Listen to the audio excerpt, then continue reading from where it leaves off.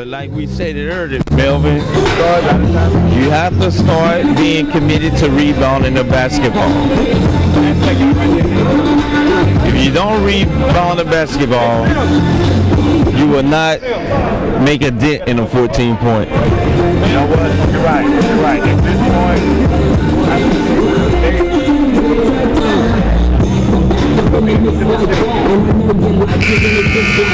I tell you one thing, that DJ is setting it up tonight. Sure. Yes, he has it on Friday night groove time. Just a minute ago in the pregame, I thought I saw a couple of those old grandmas, whatever it is up there. That doing line dancing. It was a shuffle. Yes, sir. They were Cupid shuffling and. I tell you what, man, Coach Patrick and I are dear friends, and we went to the same high school, and it's not a testament of his ability to coach and motivate. Right now, the Australian Institute of Sport is doing a Cupid shuffle on the Houston Stars backside. Wow, what a move. Hold on. Wait a minute. Let's put the dad in it. Everybody's talking about Mr. Greenwood, but Australia is a team. Watch them break the press. And then say hello to Mr. Trist. Yeah, baby.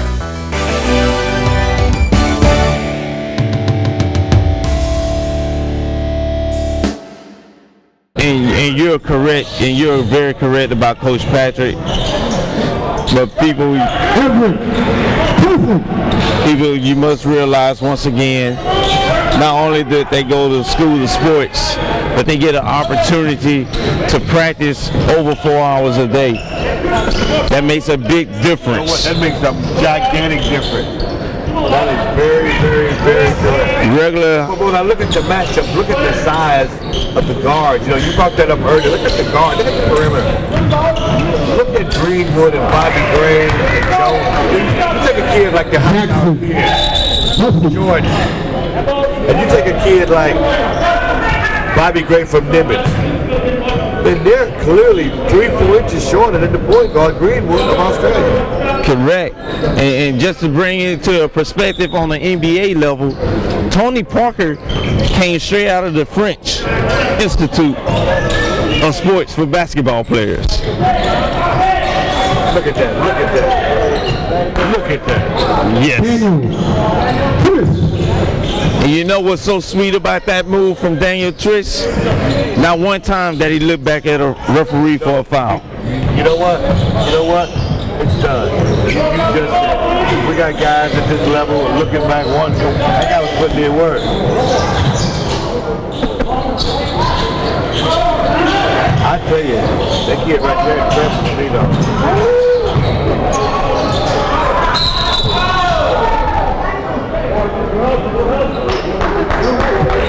Foul call on Daniel Trist. His second personal, team foul number 6. Now if they played this Australian team again tomorrow, it'd be a different game. Yes. I just think they didn't know what they're coming. I just don't think they knew what they were getting themselves into. And once the Australian team took off, I think it just kind of changed the way they looked at the game. Look like Mr. Everett. Look like he got a little attitude now. Yeah, he did get a little testy in there, man. He did get a little testy there. Go off there on that One more free throw for Ken Bolton.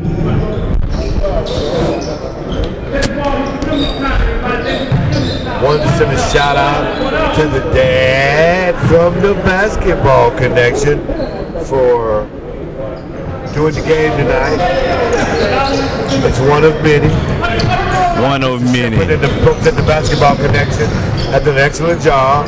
It's my first time working with Mr. Young here, but I'm hoping we get a chance to work again. I was a little under the weather tonight, but no excuses. Maybe we'll get a chance to get something. Maybe we get some numbers on the back of the jersey so we can call some names out. We can say some names. What a pass. What a pass. What a pass.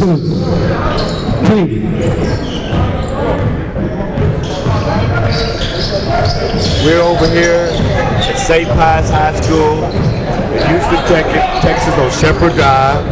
It's the Houston 2011 Stars over at the RCS Spring IceBreaker, playing against the Australian Institute of Sport. And if we were over in the third ward area, I'd go over to Fritz and get me a 20-piece. You're right. It looks like they're putting on the Houston team tonight. Yes. Second personal, team foul number 8. I'm telling you, Mr. Jennings from ABC News is in the building. It's 20 on the scoreboard. 20. Oh, that's good stuff. Look at that rebound. Look at that. That's work. You know, you have a little cash, man. You and I have a lot of Booker T. The man on the corner probably would say 20-20. But for high school purposes, we're not going to say the other word. I understand. The Australians are clearly just running out the clock now. I mean, they've had a great outing. I didn't really keep stats in this game, but I wish I would have.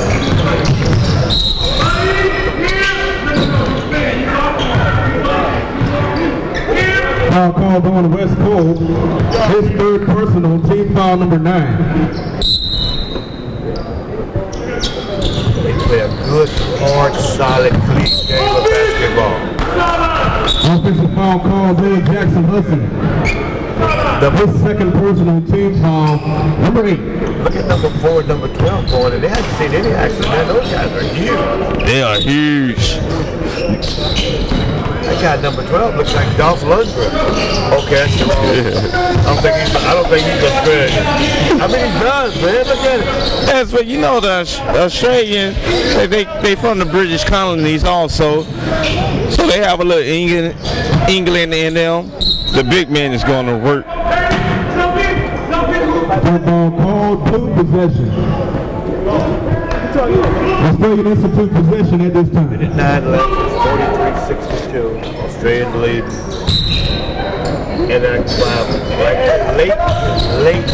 like the late great Dandy Don Meredith would say, Lights. Party's over. It is over. The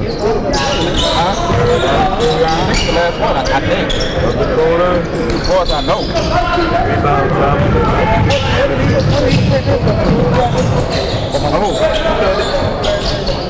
Maybe there is a 950. DeMarco Henry for 3.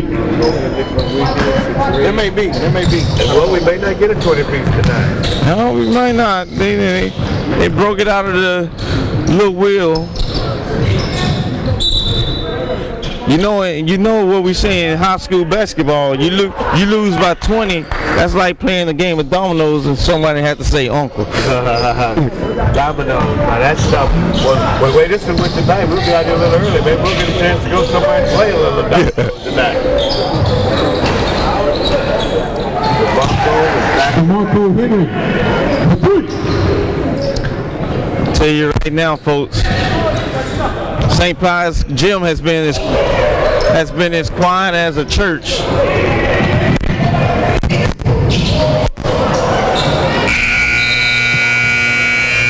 Well, that's the ball game, folks.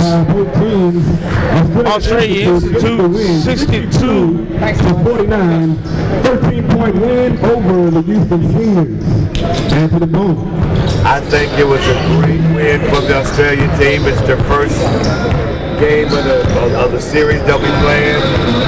I also think they would have played that 62 score. It just doesn't indicate how tough it was and how bad the Australians put it on them. Yes, but the Australian team, like we stated earlier, it's an institute for sports. And what that means, simply, fans, is these kids also get the opportunity to study great studies, but they get the chance to play high quality basketball and get to learn the game 4 hours a day. You really can't put a price on that. You can't second guess that. And these guys had maybe 2 workouts, so okay. Yes. I understand. I mean, I tell you what, maybe before this series is over, the IceBreaker is over, we'll see Australian team a couple more times against some other teams, and we'll see just what they look like. Yes. The 2 here at the stage, Texas, the first time. They got a couple other games. Maybe we'll get a chance to get back with the dad from the basketball connection and do a report on what exactly happened. Right. And I think a real test for the Australian team will be at the Kingwood site. Now they get to play against guys who are with the same body type, the man body type. A lot of the Houston seniors was 17-year-old guys. You know, some just sprouting to be 18, but you can still see some of the muscles. Played this year who had been off most of the year playing. Yes. But we like to also thank once again Mr. Hicks for inviting the BBC to cover this event. Mr. Hicks, he does a great job with the Houston community. I'm gonna just take that away, not Houston community, but pretty much the whole entire South Texas. Houston's just a hot spot. Jim Hicks is the jalapeno. Hey Jim, it's a jalapeno. Let me tell you what's going on here. All right, well, Mr. Young, appreciate it working with you. Good job. You can see more of the Australian Institute of Sports in action as they play Kingwood College. Just stay tuned to bbcplayers.com. If you're a high school basketball player and you're serious about playing college basketball, you cannot miss the BBC Spring Recruiting Combine to be held Saturday, April 16th at the Forge. Get what you need to elevate your exposure, prepare for college, and get recruited.